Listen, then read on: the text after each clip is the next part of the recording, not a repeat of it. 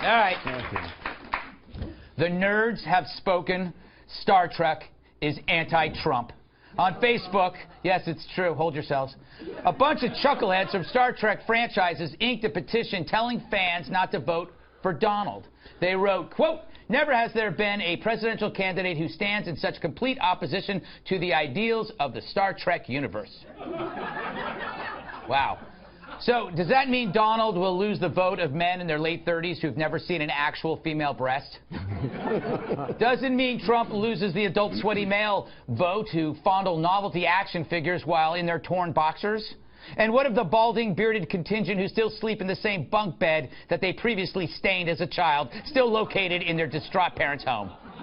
Could be, except that one person didn't sign it, and it's the only one who matters. I've lost the man. I've lost the Enterprise.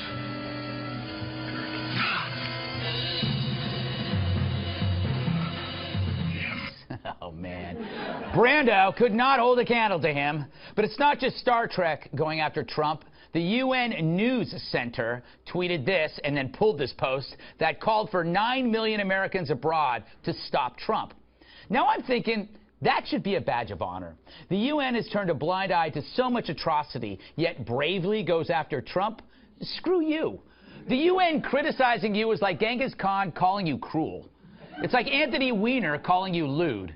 It's like Ivan the Terrible calling you terrible. Shut up, you freeloading clowns. Lastly, there's USA Today saying, don't vote for Donald. Now, has anyone ever taken advice from USA Today? It's our nation's school paper, without the review of Pippin.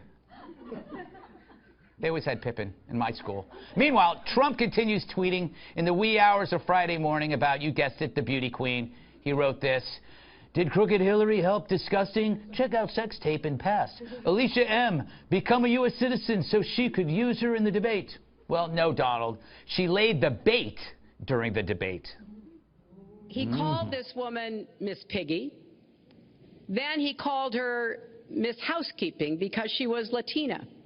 Donald, she has a name. Where did you find her it? name Where is did you find Alicia it? So Machado.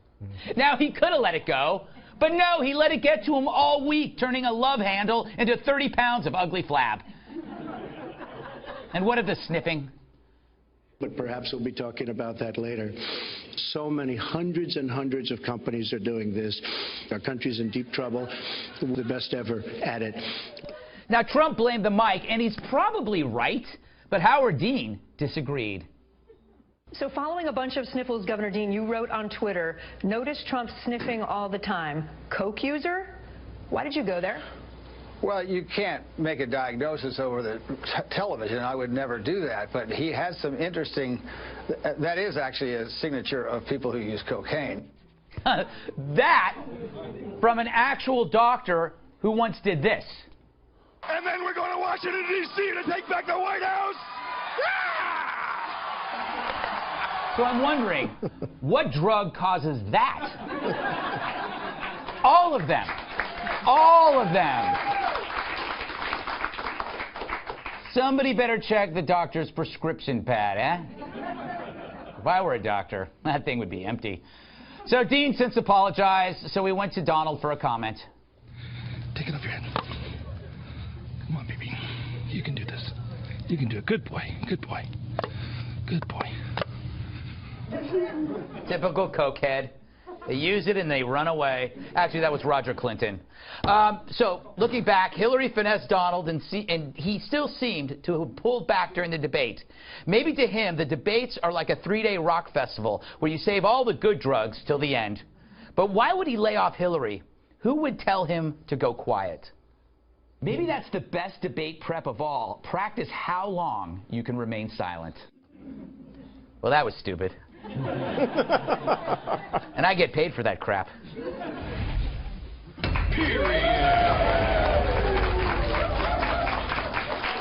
Colonel West, you got Star Trek cast members, producers, and writers. You have the UN, you have USA Today going after you. Isn't this a good sign? Well, you know, I have always kind of been privy to the Romulans and the, what was the other guys, the Klingons. Yes. They're very warlike. Yes. But, you know, maybe, you know, we can resurrect Spock and he can do the Vulcan mind meld, and that can help Donald Trump for the next debate. But I think without a doubt he needs to get some of those breathe right strips, you know, for the next debate, and that'll help him with the whole sniffing thing. But, you know, it's amazing to me with all the things that are going on in the country right now. And we're sitting up talking about some, I don't know, some Miss Universe 20 years ago. I mean, 20 years ago, I was running around getting shot at by bad guys. I mean, I think that's a little bit more important. But, you know, I think Trump needs to, instead of worrying about the art of the deal, he should read Sun Tzu's Art of War.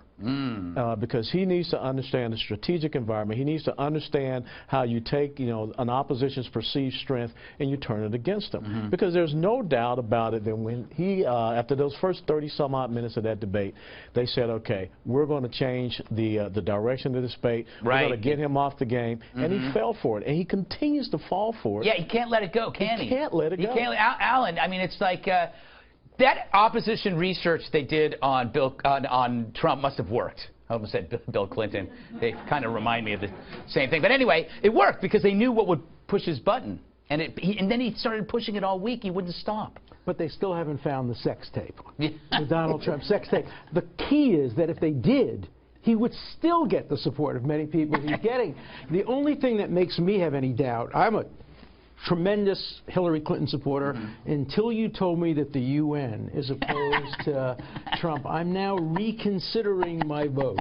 There you go.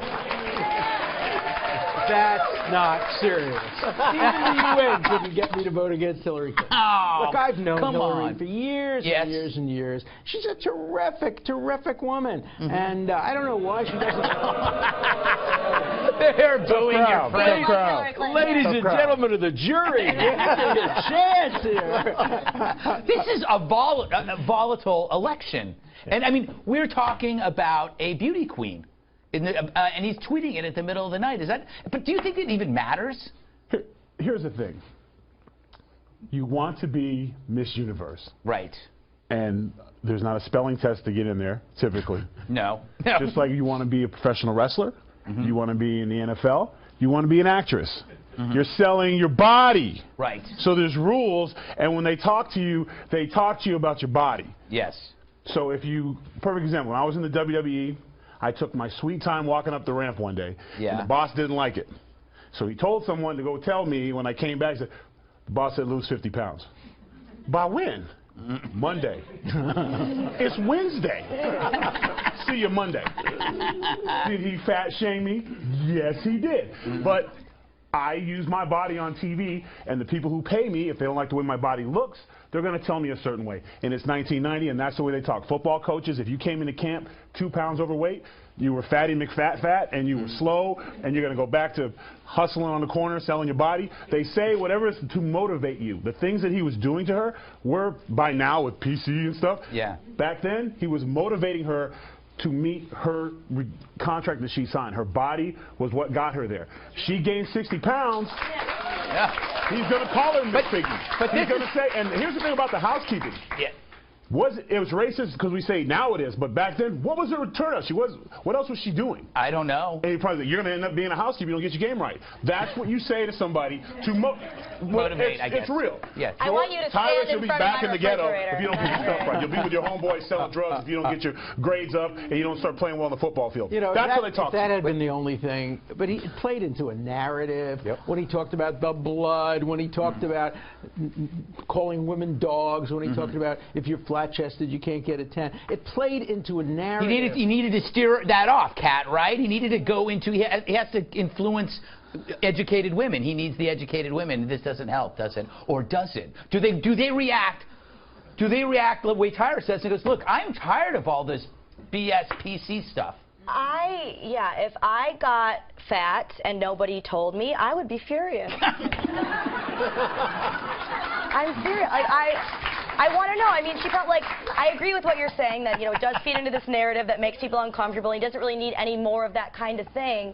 But, you know, if someone's mad at you for any reason, even in relationships, if you go, I'm so sorry, then, you know, they like that. They're like, oh, they must really have been wrong. If you're like, look, I'm sorry, but, you know, can you forgive me or not? And you act like it's not a big deal, then people forgive you faster. That's so something I need to learn. He should have let it go, and then we would have let it go a lot faster rather than being like, by the way, it wasn't that bad. Yeah. Well, you know, it reminds me, I represented Penthouse magazine many years ago, and a woman who posed... I've never heard of that. What is that magazine? Well, you know...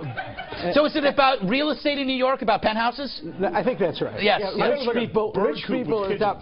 So a woman applied for the job to be the penthouse whatever of the month. Yeah. And then she filed a complaint against the publisher saying, he wanted me to be naked. And, of course, we won. Yeah. That's the job. The same thing happened to me when I was in National Geographic. Right.